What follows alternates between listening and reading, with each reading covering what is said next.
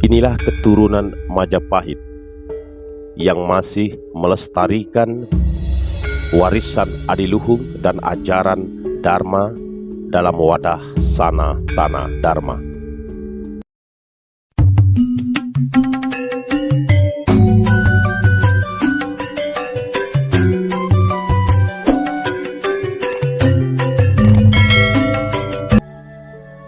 Selamat tahun sahabatku, cahaya Dharma dimanapun berada, sehat selalu, tadastu, aigramastu, dimudahkan rezeki para sahabat dan selalu dalam lila karunia Tuhan Yang Maha Kuasa dan masih setia stay di channel Cahaya Dharma. Perlu kita ketahui terkait sejarah bangsa ini, asal mula dari sesuatu yang ada yang kita aktualisasi dalam kehidupan ini. Pertama yaitu terkait Hindu Bali dan Hindu Tengger. Ini memiliki sejumlah perbedaan serta kesamaan. Hindu Bali dan Hindu Tengger berasal dari agama yang sama yang dianut warga kerajaan Majapahit. Perlu diketahui hampir setiap agama pasti memiliki varian yang berbeda, termasuk agama Hindu yang ada di Indonesia juga memiliki versi Hindu Bali, Hindu Tengger, Hindu Telotang, dan masih banyak lagi versi yang lainnya. Nah, pada kesempatan ini Cahaya Dharma hanya mengulas terkait Hindu Bali dan Hindu Tengger yang perlu kita ulas agar kita makin eling kepada leluhur, kepada ajaran Dharma dari mana kita berasal. Nah, sematon sahabatku Cahaya Dharma yang budiman, antara Hindu Bali dan Hindu Tengger ini memiliki kemiripan, bahkan Hindu Bali dan Tengger berasal dari agama yang sama. Perlu diketahui bahwa baik Hindu Bali maupun Hindu Tengger ini mulanya berasal dari agama yang berkembang di kerajaan Majapahit. Majapahit adalah kemaharajaan yang berpusat di Jawa Timur yang pernah berdiri sekitar 1293 hingga 1527 Masehi. Kerajaan Majapahit ini mencapai puncak kejayaannya menjadi kemaharajaan raya yang menguasai wilayah yang luas di Nusantara, yaitu pada masa kekuasaan Hayam Wuruk yang berkuasa dari 1350 hingga 1389, dan menurut negara Kertagama kekuasaannya terbentang dari Jawa, Sumatera, Semenanjung Malaya, Kalimantan, Filipina, Sulawesi, Papua, dan masih banyak wilayah lainnya termasuk wilayah Majapahit. Nah, kenapa bisa? Apa yang terjadi kira-kira? Ini akibat serangan dari kerajaan Islam yang dipimpin oleh Raden Patah terhadap wilayah pesisir. Kerajaan Majapahit mengalami keruntuhan pada abad ke-16. Untuk menyelamatkan diri, sebagian warga Majapahit mengungsi menuju Pulau Bali dan sebagian lainnya mengisolasi diri tinggal di suatu kawasan pegunungan di Jawa Timur. Merekalah yang kita kenal dengan suku Tengger, dan masih banyak lagi keturunan Majapahit yang menyebar di pelosok Nusantara. Sematon sahabatku, maka boleh dikata orang-orang suku Tengger maupun Bali merupakan keturunan para pengungsi kerajaan Majapahit. Mereka yang mengungsi ke Bali tetap mempertahankan agama Hindu yang mereka anut, sementara mereka yang bermukim di dataran tinggi Tengger serta dataran tinggi Dieng dan Lawu, Gunung Lawu, mengalami sedikit problem dalam beragama. Nah, ini perlu kita ketahui, perlu kita ulas. Pergulatan dalam soal agama bermula saat kekuasaan Islam baik Demak maupun Mataram mendominasi. Ini terutama banyak mempengaruhi mereka yang mengungsi dari wilayah pesisir ke wilayah Tengger. Sedangkan semeton kita yang mengungsi ke Bali tidak terlalu terpengaruh. Masuknya Islam ke Jawa yang diikuti dengan runtuhnya Majapahit membuat warga terpisah dalam waktu lama dan mengembangkan kultur yang berbeda. Dan ketika Islam mulai menguasai Jawa, maka banyak raja, pengawal, seniman, dan cerdik pandai kerajaan Majapahit mengungsi ke Bali.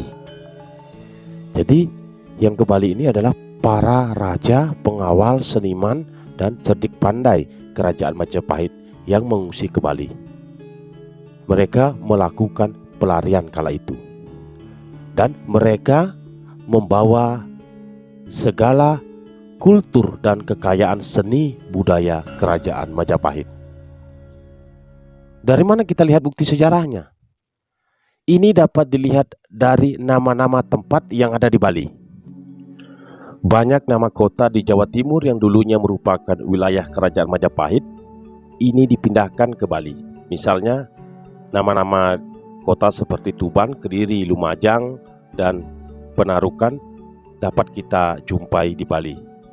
Selain itu, semeton sahabatku, selama tinggal turun-temurun di Pulau Dewata, Pulau Bali, keturunan Majapahit ini mereka tetap mampu mempertahankan agama Hindu yang mereka anut di kerajaan Majapahit. Nah, terkait warga kerajaan Majapahit yang terdesak oleh gelombang kedatangan Islam di daerah-daerah pesisir yang menyingkir ke daerah pegunungan di Jawa Timur sambil tetap mempertahankan agama dan adat lama mereka. Pada umumnya, perlu diketahui, mereka terdiri dari kalangan petani biasa, rakyat, kebanyakan yang tidak memiliki akses ke istana. Nah, sebagai petani, mereka tidak mewarisi seni dan budaya Majapahit yang canggih. Mereka tidak memiliki keterampilan membangun rumah-rumah tinggal dan rumah-rumah ibadah sebagaimana yang kita bisa lihat, kita temukan pada pura-pura atau rumah-rumah yang tinggal di Bali. Kita bisa saksikan hingga kini rumah-rumah di Bali begitu indah, penuh hiasan, ukiran yang rumit dan syarat makna. Demikian pula halnya dengan kesenian lainnya seperti seni tari, seni pahat, seni patung yang seolah menjadi identitas budaya Bali. Ini tidak kita temukan di masyarakat Tengger sebagaimana para petani umumnya. Perlu diketahui, orang-orang Hindu Tengger hidup bersahaja. Rumah-rumah dan bangunan ibadah mereka sangat sederhana, tidak memerlukan keterampilan dan seni khusus untuk membangunnya. Dan karya-karya seni Majapahit itu semua ada di Bali. Karena di Bali itu orang-orang Majapahit yang ke Bali itu adalah para raja, seniman, dan para intelektual. Nah, sedangkan kalau di Tengger itu adalah petani biasa. Perlu diketahui di Tengger tidak mengenal sistem kependetaan atau sistem pandita kayak di Bali. Jadi perlu diketahui yang ada di Bali, yang diwarisi di Bali adalah dari Majapahit, karena hampir rata adalah keturunan Majapahit. Dan terkait di Tengger, kalau kita berbicara keturunan Majapahit yang ada di Tengger, hanya dikenal satu pemimpin agama yang memimpin semua upacara, dipanggil dengan sebutan dukun yang memiliki kedudukan terhormat, berbeda dari tempat-tempat lain. Sebutan dukun di kalangan Hindu Tengger tidak memiliki konotasi negatif, karena memang tidak menyelenggarakan praktek-praktek perdukunan. Terkait sesaji dan mantra amat kental pengaruhnya dalam umat Hindu Tengger. Umat Hindu Tengger percaya bahwa mantra-mantra yang mereka pergunakan adalah mantra-mantra putih, bukan mantra hitam yang sifatnya merugikan. Dalam melaksanakan peribadatan, masyarakat Tengger melakukan ibadah di Punden, Danyang, dan Poten. Poten adalah tempat pemujaan warga Hindu Tengger. Nah, sementara di Bali, orang Hindu Bali mengenal sistem pendeta, dan ada juga pemangku terkait melaksanakan tugas-tugas sebagai seorang Eka Jati. Nah, kalau upacara keagamaan di masyarakat Hindu Tengger juga jauh lebih sederhana. Masyarakat Hindu Bali kalau kita lihat mempraktekkan begitu banyak upacara keagamaan yang berulang berdasarkan perhitungan kalender Bali. Misalkan mulai dari Galungan, Kuningan, Purnamo, dan Tilem, selain berbagai macam upacara feodalan lainnya. Sedangkan Hindu Tengger yang disebut Hindu Mahayana mempercayai Sang Yang Agung, roh para leluhur, hukum karma, reinkarnasi, dan moksa. Kepercayaan masyarakat Tengger terhadap roh diwujudkan sebagai danyang, makhluk halus penunggu desa yang dipuja di sebuah punden.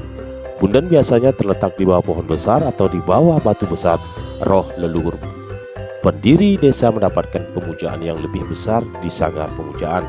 Setahun sekali, suku Tengger mengadakan upacara pemujaan roh leluhur di kawah Gunung Bromo yang disebut dengan upacara Kasada. Para penganut Hindu di daerah pegunungan di Jawa juga tidak mengenal sistem pemberian nama khusus sebagaimana yang ada di Bali. Mereka memakai nama biasa sebagaimana nama-nama suku Jawa. Sementara masyarakat Hindu Bali mereka memiliki nama-nama yang sangat khas. Ada Wayan, Made, Ketut, Kadek, Niluh, dan yang lainnya. Nah, masyarakat Hindu Bali memang memiliki sistem penamaan yang khas. Nama-nama mereka ini disusun dari unsur jenis kelamin, urutan kelahiran, dan sistem kasta.